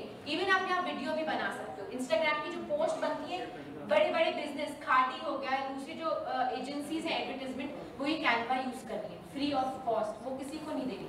अब सब काम जो हो रहा है वो इन हाउस करें ताकि हम कॉस्ट सेविंग कर सकें और आप खुद कर सकें। अब एक बंदा एक काम नहीं करता, अब एक बंदा 10 काम करता है। तो अगर आपको अपना बिजनेस बहुत अच्छा करना है और आगे बढ़ाना है, जब आप लोगों को रख सको, फॉर नाउ आपको ये सारी चीज़ें सीखनी पड़ेगी। कोर्सेरा एक ऐसा कोर्स ऑनलाइन वेबसाइट है जहाँ फ्री कोर्सेज ज़्यादातर सीख सकते हो, फ्री ऑफ कॉस्ट। बाहर के ट्रेनर्स होते हैं, वहाँ आपको ऑनलाइन क्लासेस होती हैं और वो आप ऑनलाइन सीख सकते हो उसको। लिंक्डइन प्रोफेशनल प्लेटफॉर्म है। अगर आप ऐसा कोई बिजनेस कर रहे हो, कोई सर्विस दे रहे हो जिसमें आपकी कोई करियर काउंसलिंग या इस तरीके से वर्क एडवाइस है, या आप ट्रेनर हो, या आप में ऐसी कोई सलाहियत है जो आप लोगों को अपनी इंस्पिरेशनल टॉक्स दे सकते हो, तो लिंक्डइन पे आपको अपनी प्रोफाइल बढ़ानी है। एक चीज़ याद रखें, मैंने फेसबुक यूज़ करना छोड़ दिया। कोई बता सकता है क्यों छोड़ा मैंने फेसबुक यूज़ करना? क्या रीज़न है फेसबुक छोड़ने का? पहले फेसबुक का कितना क्रेज था लोगों को कि मुझे फेसबुक यूज़ करना है, मुझे फेसबुक यूज़ करना है। बट ऑनेस्टली मैंने फेसबुक में मेरा शीव्यूज़ का ग्रुप भी है, लेकिन स्लोली एंड ग्रेजुअली मैंने इंटरेस्ट लेना उस पर छोड़ दिया है, क्योंकि अब ज़्यादातर चीज़ें उसमें ऑर्गेनिक नहीं है। जब तक मैं फेसबुक को पैसा नहीं दूंगी, वो मेरी रीच लोगों तक नहीं, ज़ारा को या उनको नहीं पता चलेगा कि मैं ये बिजनेस करती हूँ। मुझे उसके लिए फेसबुक को पैसे देने पड़ेंगे, ऐड लगानी पड़ेगी तो मैं दूंगी। तो वो पहले ऑर्गेनिक था, सब कुछ खुद ही आगे पहुंच जाता था, लेकिन अब मेरे पास तो पैसे ही नहीं है, अब मैं क्या करूँ? तो उसके लिए लिंक्डइन अभी फ्री है। अगर आप वहाँ कोई ऐसी प्रोफेशनल अपनी प्रोफाइल बनाए वहाँ, और आपने कोई अपनी ऐसी बिजनेस की पोस्ट की, वो इतनी ऑर्गेनिकली खुद ब खुद नेचुरली वो चीज़ आगे बढ़ेगी कि आपको ज़रूरत नहीं है पैसे की। अभी इन ऑन टॉप एक टिकटॉक है जो आई फील हम अगर पॉजिटिव वे में यूज़ करें तो बहुत अच्छा है, नेगेटिव में मैं बिल्कुल भी फेवर नहीं हूँ, क्योंकि वो टाइम वेस्ट है, लेकिन उसकी रीच फ्री है। वो भी वंस अभी स्पॉन्सर कोर्स स्टार्ट कर देगा तो वो आपकी रीच। तो ऐसे प्लेटफॉर्म्स ऑनलाइन ढूंढे जो अभी लोगों में इतने स्प्रेड नहीं हुए। तो जब लेट्स सपोज अगर वहाँ 5,000 की ऑडियंस है, वो 5,000 तक तो exact clear without any barrier आपका मैसेज पहुँच रहा है। स्किल शेयर एक ऐसी है जहाँ media related, photography related, creative related ऐसी कोर्सेज होते हैं। skillshare.com, अगर आप चाहें तो ये सारे नाम लिख सकते हैं और इजीली गूगल करेंगे, आपकी वेबसाइट उनके पास आ जाएगी। YouTube, अगर आपको इन सब पे भी नहीं जाना तो आप रात को या फ्री चाय के वक्त या सुबह, अगर आपको आधा घंटा मिल रहा है, 15 मिनट मिल रहे हैं, YouTube पे जाएं और कुछ एक ऐसा वर्ड लिखें जो आपको उस वक्त मुझे लग रहा है कि अच्छा पर्सनल डेवलपमेंट, या मुझे लग रहा है कि मैं वेज ऑफ, जैसे इन्होंने कहा ये ग्लास को किस तरीके से आप डेकोरेट कर सकते हैं। आपको मिलियंस ऑफ ऐसी आइडियाज मिलेंगे जो आप सोच भी नहीं सकते। तो this is one of the platform. Future learn, यहाँ आप अपने कोर्सेज रिलेटेड ये है कि फ्यूचर लर्न में आप अपना खुद भी एज ए टीचर डाल सकते हैं, एंड आप यहाँ अगर ऐसे कुछ कोर्सेज न्यू लर्न करना चाहते हैं इंक्लूडिंग लैंग्वेजेस, वो आप यहाँ यूज़ कर सकते हैं। और mylanguages.org बहुत बहुत बहुत अच्छी वेबसाइट है जहाँ without free of cost thousands of languages free हैं, और वो भी बेसिक लेवल से स्टार्ट होता है। अगर आपको अरेबिक सीखनी है, अगर आपको फ्रेंच सीखनी है, तो वो छोटे छोटे वर्ड से स्टार्ट करते हैं और फिर वो बड़े सेंटेंसेस पे लेके जाते हैं। ये सारी चीज़ें आपको अपस्किल करने के लिए, पैसा अर्न करने के लिए नहीं, बट आप किस तरीके से कर सकते हैं। अब यही चीज़ जो आपने सीखी है उससे पैसे कैसे बनाएंगे? prereply.com, जो लैंग्वेजेस आपने सीखी हैं वो वहाँ जाके आप एज ए ट्यूटर यहाँ देंगे, या तो आप किसी से सर्विस अवेलेबल ले सकते हैं, लेकिन वो पैसे देती होंगी ऑफ कोर्स। तो जो माय लैंग्वेजेस पे आपने लैंग्वेजेस सीखी हैं वो यहाँ prereply.com पे जाके एज ए ट्यूटर आप इनरोल करेंगे अपने आप को।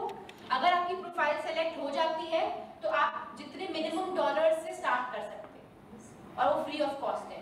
मैंने फ्रेंच सीखी, अब मुझे यूटिलाइज करनी है और मुझे पैसे बनाने, तो मैंने इस पर अपनी प्रोफाइल रजिस्टर की। अगर मेरी प्रोफाइल अपलोड हो गई तो लोग आते। इवन उर्दू, हम उर्दू में इतने अच्छे हैं, उर्दू भी prereply.com पे इतने लोग पाकिस्तानी अवेलेबल हैं, आप जाके सर्च कीजिएगा प्रोफाइल्स जो उर्दू सिखा रहे हैं दूसरे लोगों को। तो अगर आपको उर्दू बहुत अच्छी है तो आप उर्दू भी इस प्रोफाइल पे रजिस्टर करें और उर्दू लोगों को क्लासेस देंगे। ऑनलाइन क्लासेस होती है ना, आपको कहीं जाना पड़ेगा, पर आपको एक टाइम स्लॉट अवेलेबल करना पड़ेगा जो आप यहाँ मेंशन कर दो। इवन उर्दू भी आप उनको सिखा सकते हो। फाइवर के बारे में किसको पता है? फाइवर एक ऐसा प्लेटफॉर्म है जहाँ बाहर के लोग आपको पैसे, जो भी स्किल आती है, जो भी, अगर आपको कैंडल मेकिंग की आती है या कोई और कपड़ों का बिजनेस कर रहा है, तो आप जाके सर्च करो कि वहाँ ऐसी कौन सी चीज़ है जो बहुत डिमांड में। मैंने आपको बताया canva.com, अगर आपने कैनवा सीख लिया ना तो फाइवर पे आप इजीली बहुत आसानी से बहुत सारे पैसे बना सकते हो। क्योंकि यहाँ बाहर के लोगों के पास टाइम नहीं होता कि वो एक फ्लायर के लिए, एक इन्विटेशन के लिए बहुत बुरी एजेंसी हायर करें। उनके पास बहुत सारी चीज़ें फास्ट पेस पे हो रही होती, तो वो क्या करते हैं, वो यहाँ लोगों को बोल देते हैं कि मुझे $5 में बना दो। और $5 से स्टार्ट करना is not a bad idea. अगर $5 है और अगर आपके पास 15 ऑर्डर्स है तो कितने हो गए? तो इस पे जाएं, बहुत घर बैठे, मैंने खुद इस मेरी प्रोफाइल है एंड आई एम अर्निंग। और मैं किस चीज़ से अर्न कर रही हूँ?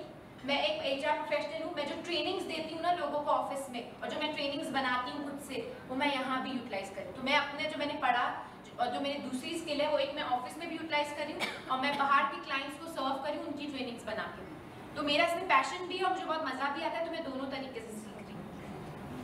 इंस्टाग्राम एक ऐसा प्लेटफॉर्म है जो फेसबुक से ज़्यादा अच्छा है, बिकॉज वहाँ अगर आपको कोई पेज लाइक नहीं करना है या आपको कोई चीज़ नहीं करनी, कोई क्लोज ग्रुप नहीं है, लोग इजीली आपकी वो चीज़ देख सकते हैं। उसमें स्पॉन्सरशिप का भी एलिमेंट है, लेकिन उसके लिए आप इंगेजमेंट्स ग्रुप ज्वाइन करो।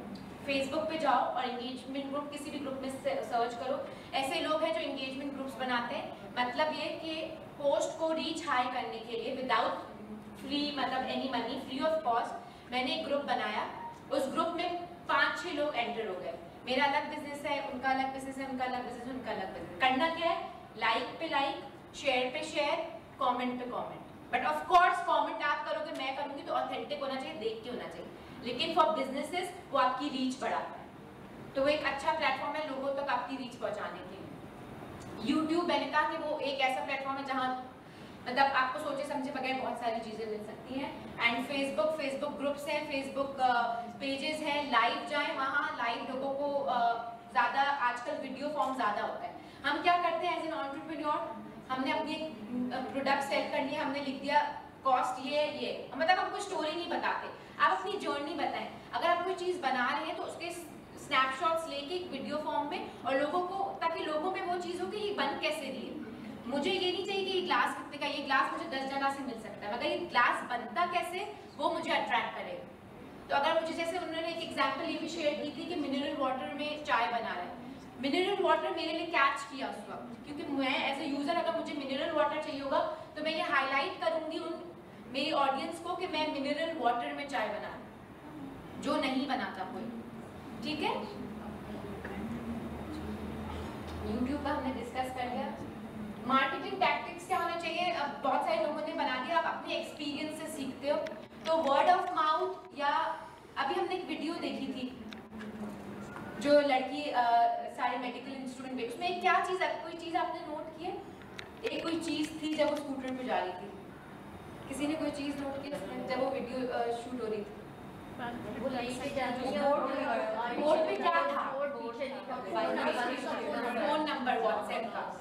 अगर मैं वो लिखूँ नहीं तो लोगों को क्या होगा, मैं उस वक्त फौरन या तो अपने मोबाइल से पिक्चर ले लूंगी कि व्हाट्सएप, और व्हाट्सएप पे भी बिजनेस हो रहे, बिजनेस अकाउंट्स है। तो जब आप ऐसी कोई प्रमोशन करोगे, फ्री ऑफ कॉस्ट या फ्लायर्स डिस्ट्रीब्यूट करोगे, तो उस पर ईजिली एक्सेसिबल कोई चीज़ होनी चाहिए। मुश्किल कोई वेबसाइट होगी तो वो मुझे याद नहीं होगी, मतलब कोई ईजी वे होना चाहिए, कोई इंस्टाग्राम का पेज या कुछ जिसके थ्रू मैं वो चीज़ कर लूँ। तो जब वो लड़की वो पूरी स्कूटर पे जहाँ जहाँ जा रही, उसको ऑर्डर्स नहीं मिल रहे, लेकिन कितने लोगों ने वो पीछे से पिक्चर ली होगी, उसकी डेफिनेटली ली होगी, और नंबर के लिए। और हम ऐसे ही करते हैं, और वन पॉइंट इन टाइम उस वक्त हमें ज़रूरत नहीं होती, लेकिन फ्यूचर में कहीं हमें कोई पूछता है कि तुम्हें पता है कि कोई फ्री होम डिलीवरी करे, तो हम कहते हैं हाँ वो एक पिक्चर मैंने ली थी, मैं वो शेयर कर लेती हूँ आपसे। तो इस तरीके से अपनी मार्केटिंग इस तरीके से आगे बढ़ाएं। कमेंट करें रेलिवेंट पोस्ट पे, कॉम्पिटिटर्स को कॉम्पिटिटर्स ना लें, कोलैबोरेट करें। अगर मैं कोई चीज़ बना रही हूँ, मैं क्लोथिंग कर रही हूँ, या मैं कोई शूज़ बना रही हूँ, तो मैं कोई दूसरे खुदरा बनाने वाली से कोलैबोरेट करूँगी। हम ये क्यों समझते हैं कि मैं अगर वो भी केक बना रही है, मैं भी केक बना रही हूँ, तो नहीं, हम दोनों एक दूसरे के राइवल्स हैं, ऐसा नहीं है। आजकल आपको मैं केक बना, वो केक बना रही है, आपको आपस में होके एक काम करना पड़ेगा, तभी जाके आपका बिजनेस बढ़ेगा। अगर आप उसकी प्रोफाइल पे कमेंट करोगी तो वो देखेगी। एज अ बिजनेस में मुझे पता है कि मेरा इंस्टाग्राम अकाउंट में, ब्लॉगिंग में कौन मुझ पर कमेंट करता है, तो मैं ये लेके नहीं बैठ सकती कि मैं कॉर्पोरेट ब्लॉगर हूँ और वो भी मेरी चीज़ देख के कर रही है। पहले हम ये थॉट प्रोसेस होता था, लेकिन आपको पॉजिटिव रहना है, आपको उसकी प्रोफाइल पे जाना है, आपको उसको फॉलो करना है। मैं आपको एक एग्जाम्पल शेयर करती हूँ, क्योंकि मैंने कॉर्पोरेट ब्लॉगिंग स्टार्ट की थी, कोई पाकिस्तान में ऐसा कोई ऐसे इश्यूज पाकिस्तान वुमेन पे जो ऑफिसेज में काम करते हैं उस पर नहीं करते। तो एक लड़की थी जो she is a blogger, Islamabad की है वो। मैंने एक स्टोरी हॉप किया था दूसरी ब्लॉगर के साथ कि आपके वर्क फ्रॉम होम और वर्क फ्रॉम ऑफिस के क्या बेनिफिट्स होते हैं।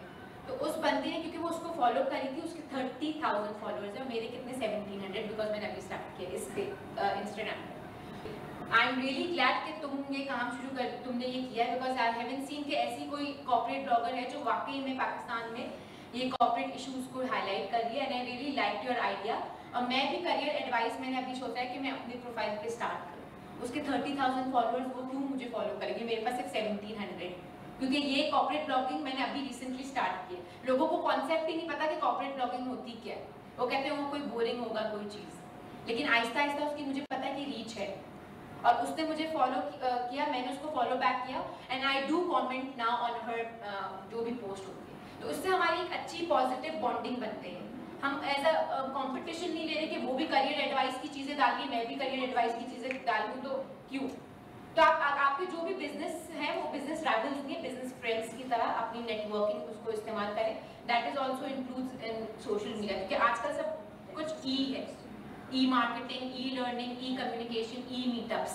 तो ई मीटअप्स जरूरी है जब आप अपने जो ही चीज़ मे भी कभी ऐसा हो कि वेंडर की ज़रूरत पड़े और आपको पता है कि मुझे कहीं नहीं मिल रहा, और आपको पता है वो सेम बिजनेस कर रही है, तो आप उससे पूछ लेंगे, वो अच्छा उसके पास मे भी वो वेंडर हो सकता है, उससे पूछ लेंगे। लेकिन अगर आपके ऐसे उसके साथ रिलेशनशिप्स होंगे ही नहीं, तो आपको स्ट्रगल करना पड़ेगा वेंडर ढूंढने के लिए। वीडियो मार्केटिंग मैंने कहा, इंस्टेड ऑफ पोस्ट वीडियो बनाए, छोटे छोटे अपने कोई चीज़ भी बना रहे हैं उसके क्लिप्स ले लेके इंस्टाग्राम फेसबुक पे डालें। लोगों से क्वेश्चंस पूछें कि ये वीडियो डाली कि डू यू नो मैंने कौन सा इसमें इंग्रेडिएंट डाला है, या मैंने कौन सी चीज़ इसमें यूज़ की है। उनको थोड़ा क्यूरियोसिटी उसमें डेवलप करें instead of making it a boring. And WhatsApp, जैसे हमने अब एग्जाम्पल शेयर की, वो तो हमारे पास एक सक्सेसफुल एग्जाम्पल है कि उस बंदी ने कैसे वो सारी चीज़ें लिस्ट डाउन की थी जो वो सर्विसेज प्रोवाइड करी थी, और उसके नीचे बड़ा बड़ा व्हाट्सएप का उसने साइन डाल दिया था। लास्ट उस दिन तक मेहनत करो जब तक तुम्हारा सिग्नेचर एक ऑटोग्राफ ना बन जाए। एंड दैट कोट जब मैं सर्च की थी really inspired me, because I really want to, मुझे हमेशा से है कि मैं कुछ करूँ and people should know what I am doing and with a positive image. So ये एक ऐसी चीज़ है, अगर आपके ये दिमाग में रह गई ना चीज़, तो फिर आपको कोई फेलियर, कोई चीज़ बीच में एज अ बैरियर नहीं आएगी। और एक और चीज़ एंड नोट पे करूँगी, बिफोर स्टार्टिंग दिस ईयर 2021 होता है ना फेसबुक पे या इंस्टाग्राम पे एक आपको पूरा अल्फाबेट्स का आ रहा होता है, उसमें होता है कि आप कोई 3 वर्ड्स चूज करें। तो उस 3 वर्ड्स में आई वाज स्क्रॉलिंग डाउन, और उसमें 3 वर्ड्स जो मुझे सबसे पहला आया वो है more success, and second was power, and third was money. मुझे मनी नहीं था, मुझे मोर नहीं था, मुझे मोर सक्सेस वो मेरे दिमाग में इट्स लाइक अब वो मेरे दिमाग में रह गया। बाय द एंड ऑफ 2021 मैंने वो उसी दिन सारे अपने गोल्स लिस्ट डाउन किए कि मुझे अपना ब्लॉग जो अभी 1700 फॉलोअर्स हैं, मुझे ऑर्गेनिकली उसको बाय द एंड ऑफ 2021 कहाँ तक पहुँचना है, मुझे उसमें से कितनी ब्रांड्स पार्टनरशिप चाहिए, वो सब मैंने लिस्ट डाउन किए। और मैंने रियलिस्टिक लिस्ट डाउन किए, मैंने at least 3 partnership by the end of 2021 with big brands for my blog मैंने लिखा है। उसमें से मैंने एक और 2-3 चीज़ें और लिखी, उसमें से एक चीज़ मैंने अचीव कर ली है, अभी भी 3 चीज़ें हैं, I have only 6 months and I know कि वो मुझे किस तरीके से करनी है। तो जब भी ऐसी चीज़ें बीच में आती, बिकॉज ऑफ माई ऑफिस या कोई ऐसी चीज़ कि मुझे टाइम नहीं मिलता, मुझे वो मोर सक्सेस का जो एक वर्ड जो मैंने पहला पढ़ा था ना, वो बार बार पीछे से एज अ बैक मेमोरी मेरा चलता रहता है कि नहीं, I have to do this. So persistence, like सबने यहाँ कहा, is the key to move forward. Thank you so much.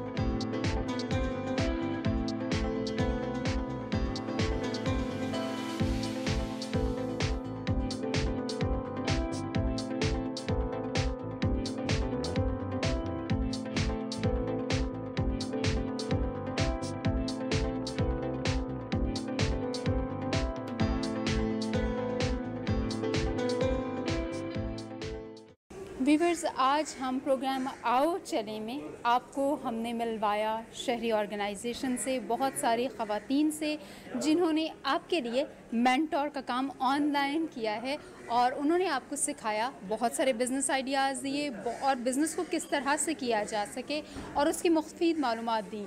आप अगर कामयाब बिज़नेस वुमन बनना चाहती हैं तो उम्मीद है कि आपको ये वाला प्रोग्राम ज़रूर पसंद भी आएगा और हमारे साथ इस प्रोग्राम को एंजॉय करते करते इससे ज़रूर फ़ायदा भी उठाएंगे। बी द लाइट चैनल को देखते रहिए, हम आपके लिए हमेशा बहुत सारी मुफीद मालूमात लेकर आते रहते हैं। प्रोग्राम को लाइक कीजिए, दोस्तों से शेयर कीजिए ताकि हमारी बहुत सारी ख़वातीन अपना कारोबार शुरू कर सकें। God bless you all, God bless Pakistan.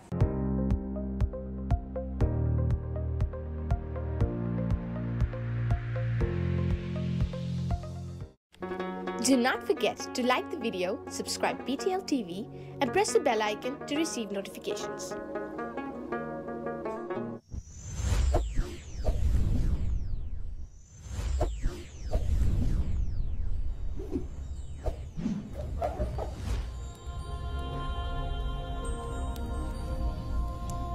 Jesus is the light of the world.